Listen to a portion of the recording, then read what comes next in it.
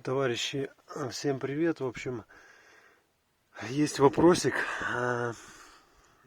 Может быть глупый, не знаю, но при трогании с места кратковременно, либо при затяжном подъеме, либо при спуске, ну, в общем, в некоторых случаях есть звук из-под низу носится с района переднего кардана, такое дребезжание металлическое, что ли, но не постоянно, бывает кратковременно.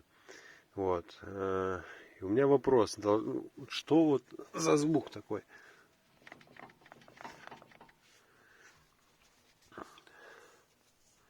Так, сейчас, секундочку. Оп.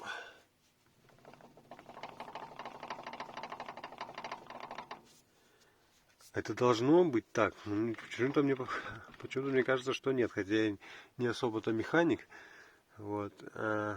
Единственное, что берусь за фланец моста и за кардан, не ощущая, чтобы на крестовине, у крестовины был люфт какой-то.